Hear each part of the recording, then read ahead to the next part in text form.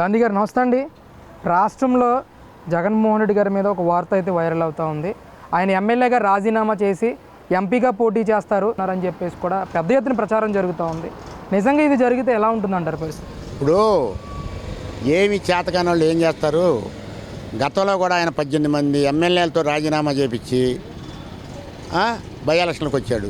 ఆయనకి ఎప్పుడు బై ఎలక్షన్లు అంటేనే ఇష్టం కాబట్టి మళ్ళీ ఇప్పుడు కూడా ఇప్పుడు ఈ ప్లాన్ ఎందుకు వేసాడో మీ విలేకరులకు కానీ ఎవరికైనా తెలుసా నాయకులకైనా తెలుసా? ఆయన మీద 32 కేసులు ఉన్నాయి కాబట్టి 16 ఈడీ కేసులు ఉన్నాయి కాబట్టి ఢిల్లీలో ఉంటే ఈ కేసులన్నీ మెయింటైన్ చేసుకోవచ్చు. ఇక్కడ ఎమ్మెల్యేగా ఉంటే అసెంబ్లీ ప్రతిపక్ష నాయకుడు హోదా కూడా లేదు కాబట్టి అడుగుతున్నాడు ఆయన ప్రతిపక్ష హోదా ఇవ్వమని. అక్కడ ఉంది ఎవరు? అయిన పాత్రుడు గారు ఉన్నారు స్పీకర్గా. ఎందుకు ఇస్తాడు ఆయన?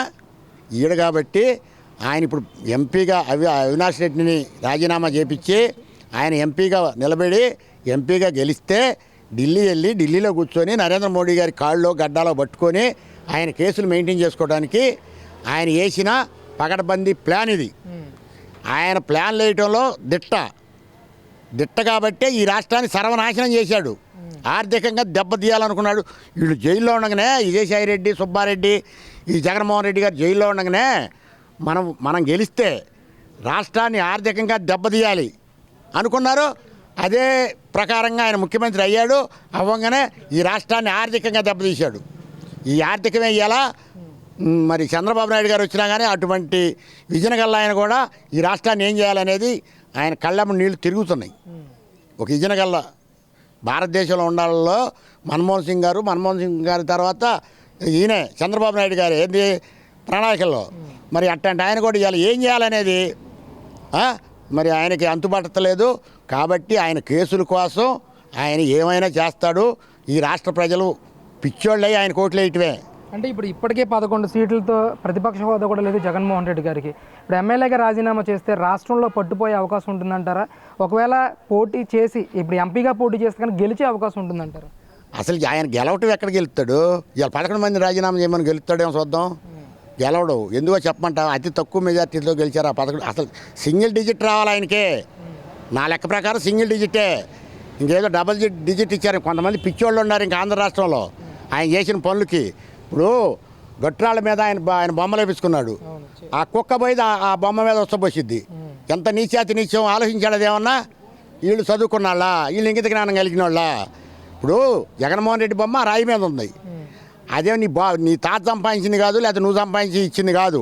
వాళ్ళ తాతల నాటి నుంచి వచ్చి వాళ్ళ తరాల ఆస్తులు అయ్యి వాళ్ళ ఆస్తుల మీద నీ బొమ్మలేంది? ఆ బొమ్మ మీద కుక్కొచ్చబోసిద్ది. నీకు సిగ్గు లేదు, శరం లేదు. నువ్వేదైనా చేస్తావు. ప్రజల్ని పంపి పెడతావు, అబద్ధాలు చెబుతావు, ఏమైనా మాట్లాడతావు, ఏమైనా చేస్తావు. నువ్వు ఇవాళ నీ దగ్గర దమ్ము ధైర్యం ఉంటే 11 మందిని కూడా రాజీనామా చేసి మళ్ళీ పోటీ చేయమని ఆయన కూడా గెలిచినప్పుడు చూద్దాం. ఏంది ఆయన గెలిచేది? ఏందంటే ఆయన గెలిచేది ఇది పెట్టాడు కదా మొన్న ఈ భూమి title lead, land title lead పెడితే దానివల్లనే ఆయన నిండా కొంప మునిగిపోయింది. ఆయన కొంప అసలు ఏ వర్గాన్ని కానీ ఎక్కిన కానించి ఆయన ప్రాంతీయ విభేదాలు, భాషా విభేదాలు, మరి ప్రతిదీ విభేదాలేగా ఆయన. ఎవరి మీద ఎన్ని కేసులు పెడదామా? నా మీద 33 కేసులు పెట్టారు కదా ఆల్రెడీ. చేతులు ఎరగొట్టారు, కాళ్ళు ఎరగొట్టారు. ఇంకేం చేస్తారు వీళ్ళు? దిగిపోయాడు. మళ్ళీ అసలు పుట్టగతులు లేకుండా చేశారు. నేను ఇంకా అరేబియా సముద్రంలో కలుపుతారు సింగిల్ డిజిట్ తోటి అనుకున్నా. కాకపోతే ఇక్కడ బంగాళాఖాతంలో దగ్గరలో 60 కిలోమీటర్ల బంగాళాఖాతంలో కలిపారు ప్రజలు. ఏంటి బాబు ప్రస్తుతం రాష్ట్రంలో ఉచిత ఇసుక అనే పంపిణీ అనేది జరుగుతూ ఉంది. దీని మీద కూడా ఎన్నో ఆరోపణలు వస్తూ ఉన్నాయి. ఉచిత ఇసుక పేరుతో పెద్ద ఎత్తున దోపిడీ చేస్తున్నారు అది ఇది అని. ఏంటి ఎలా చూస్తారు? నేను పోయాడుగా కొడాలి నాని టాటర్ వేసుకొని ఇసుకాడికి పోయాడుగా. మరి అవును బిల్లు 188 రూపాయలు బిల్లు తీసుకున్నాడు, పోయాడు, ఇసుక పంపించుకొని పోయాడు. ఏదో చేద్దాం అనుకున్నారు. దానికి నిన్న వాడు కొమ్మినేని శ్రీనివాస్ గాడు, వాడు ఈశ్వర్ గాడు ఏం చెబుతున్నాడు విన్నారా మీరు? ఏం చెబుతున్నారు వాళ్ళు? 1700 చిల్లర పెట్టారు. ఇవన్నీ దొంగ నాటకాలు. రైతులకి రుణమాఫీ ఎట్ట చేశాడో 14లో చెప్పిన మా రుణమాఫీ ఉచిత ఇసుక ఇవ్వడం కూడా అదేనని కొమ్మినేని శ్రీనివాస్ గారు చెబుతున్నాడు. వాడు ఒక్కసారి కనుక బయటకు వచ్చే శ్రీనివాస్ గారు వాడు మళ్ళీ ఇంటికి బాడిక కొమ్మినేని శ్రీనివాస్ అనేవాడు. వాడు ఎందుకు పుట్టాడో వాడు పుట్టక వాడు నాశనం గాను. ఎప్పుడు ఇక అదే నా చంద్రబాబు నాయుడు మీద ఇప్పుడు ఈయన గెలవంగానే 2019లో జగన్మోహన్ రెడ్డి గెలవంగానే ఏం చేశాడు? ఇసుకనే ట్రక్ ఇసుక 1000 రూపాయలకు వచ్చే 800లకు వచ్చే ఇసుకనే 4000 చేశాడు. 4000 చేస్తే ఏం జరిగింది? ఎవరి దగ్గర తోలించుకునే స్తోమత లేదు, తోలించుకోలేదు. టాపీ మేస్త్రులు ఏమయ్యారు? ఉరేసుకొని ఆత్మహత్యలు చేసుకున్నారు కొన్ని పదుల సంఖ్యలో. మరి అదైనా వీళ్ళకి తెలీదా? సిగ్గుండొద్దా? ఇలా ఆయన ఇస్తున్నాడు, ఉచిత ఇసుక ఇస్తున్నాడయ్యా. ఉచిత ఇసుక అసలు ఎవరైనా ఇవ్వాలయ్యా. ఏటో ఉన్నది అది, ప్రజల సొమ్ము అది. చంద్రబాబు నాయుడు గారి సొంత జేబులోదా లేకపోతే జగన్మోహన్ రెడ్డి గారి జేబులోదా? ప్రజలది అది. కాకపోతే చంద్రబాబు నాయుడు గారు ఆయన ఒక ఇజనగల్ల ఆయన కాబట్టి ఆయన ఆలోచించి ఇసుక తోలితే కొన్ని లక్షల మంది టాపీ మేస్త్రులు బతుకుతారు అనే ఉద్దేశంతో. ఒక టాపీ మేస్త్రి ఏంది 162 సంస్థలు బతుకుతాయి.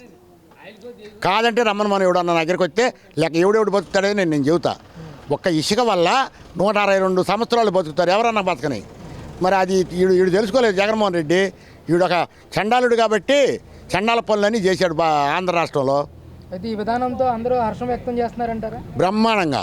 నేను కాంగ్రెస్ వాదిగా నేనే చెప్తున్నా, బ్రహ్మాండంగా హర్షం వ్యక్తం చేయాలి. ఎందుకంటే ఇక్కడ జనం శుభ్రంగా హాయిగా బతుకుతారు. ఇప్పుడు వాడికి టాపీ వాడికి పని దొరకలేదు అనుకో, నా దగ్గరికి వస్తాడు, 100 పని అడుగుతాడు, నా దగ్గర ఉండవు, వాస్తవం లేవు. ఆర్థికంగా దెబ్బ కొట్టాడు ఈ జగన్మోహన్ రెడ్డి.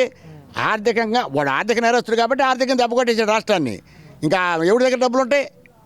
ఎవరి దగ్గర ఉంటాయి? ఎట్టొకట్ట ఆంధ్ర రాష్ట్రం కాబట్టి, అన్నపూర్ణ రాష్ట్రం కాబట్టి, ఇటు కనకతరమ్మ తల్లి, ఇటు కోటయ్య స్వామి, ఇటు అమరలింగేశ్వర స్వామి, ఇటేమో లక్ష్మీ నరసింహస్వామి, వీళ్ళందరూ 4 మధ్యలో ఉన్నాం కాబట్టి మేము ఎట్టొకట బతికిచ్చారు వాళ్ళు మమ్మల్ని భగవంతుళ్ళు. అర్థమైందా? అది